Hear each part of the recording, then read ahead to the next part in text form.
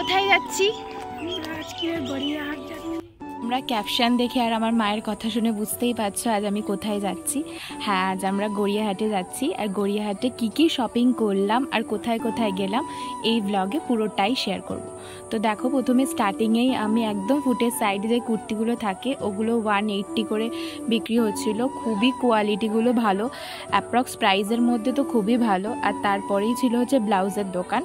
তো ওখান থেকেও দেখছিলাম কিছু প্রোডাক্ট, তো বেশ ভালো লাগছিল। তারপরে ওখান থেকে বেরিয়ে চলে গেলাম, মা বিভিন্ন রকম ঠাকুরের ফটো এই সব দেখছিল। তো এরপর মেন আমাদের যেটা ডেস্টিনেশন ছিল সেটা হচ্ছে বিগ বাজার আর এম বাজার। তো চলো সেখানেই আগে যাওয়া যাক। এখানে কিন্তু ফুটের কালেকশন খুবই ভালো এসছে, অন্যান্য বছরের তুলনায় প্রায় এই বছরটা বলতে পারো অনেকটাই বেশি ভালো কালেকশন দেখা যায়। ডিসাইড করে এসেছিলাম যে এম বাজার আর বাজার কলকাতাটা আগে যাব, তো সেই জন্য আমি কোনো কালেকশন বাইরে না দেখে আগে ওখানে যাওয়ার উদ্দেশ্যেই রওনা দিয়েছি। তো চলো তোমরা দেখবে কি কি কালেকশন আছে ওখানে। তো প্রথমেই আমি ঢুকেই দেখলাম যে এখানে মেন্সের কালেকশন রয়েছে 299, 399-এ বেশ ভালো ভালো প্রোডাক্ট বিক্রি হচ্ছে।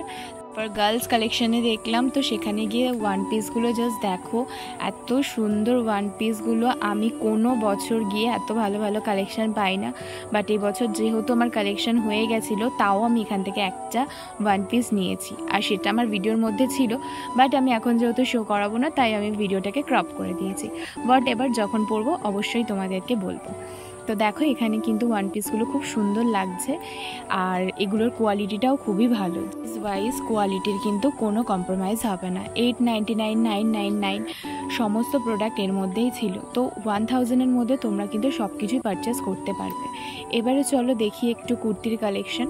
কুর্তির কালেকশানে আমি সেরকমভাবে তেমন কিছু পাইনি। আর কলকাতার শপিং ডান করে আমি এম বাজারে চলে এসেছি। আর এসেই মা কিচেনের জন্য প্লেটস, মাগস এগুলো সব দেখছিল। তো এখান থেকেও মা নিজের জন্য কিছু নিয়েছিল। আর দেখো এখানে কি কিউট সফট টয়গুলো ছিল, যেটা দেখেই আমার মনে ছিল কিনি, বাট মা আমাকে কিনে দেয়নি, সেই জন্য আমি নিতে পারিনি।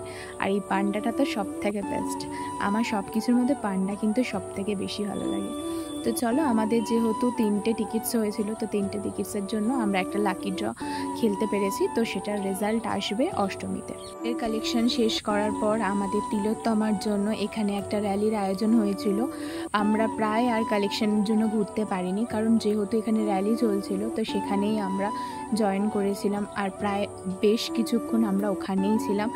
আর সত্যি কথা বলতে আমরা তিলোত্তমার জন্য বিচার তো অবশ্যই চাইছি, আর সেটাতে আমরা সব সময় যোগদান দিচ্ছি। তোমরাও জানিও তোমরা কে কে যোগদান দিচ্ছ।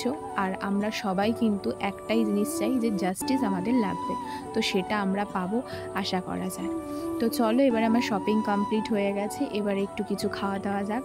তো খাওয়ার জন্য আমি ট্রায়াঙ্গুলার পার্কের ওখানে গেছিলাম, নিউ লঞ্চ ক্যাফেতে। আর সেখানে 2টো কম্বো অর্ডার করেছিলাম আমার আর মায়ের জন্য। অ্যাকচুয়ালি ইনস্টাগ্রাম থেকে দেখছিলাম খুব ভাইরাল হয়েছিল ক্যাফেটা, তো সেই জন্য ওখানেই গেছিলাম। খাবারের কোয়ালিটি কোয়ান্টিটিটাই কিন্তু খুবই ভালো ছিল। তো তোমরা চাইলে অবশ্যই যেতে পারো। ও ক্যাফেটার নাম বলতেই তো ভুলে গেছি, নাম ছিল মেলাকা ক্যাফে। আর এটা একদম ট্রায়াঙ্গুলার পার্কের ওখানেই আছে।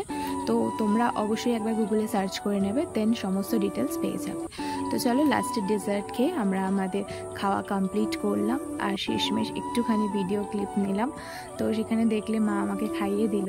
আর এখানে অ্যাম্বিয়েন্সটা এত সুন্দর, আমার তো খুবই ভালো লেগেছে। আমি চাইবো আবারও ভিজিট করতে। তো আজকের জন্য এতটুকুনি ছিল, এবার টুকটুক করে বাড়ি ফিরে যাক। এখনের মতো টাটা।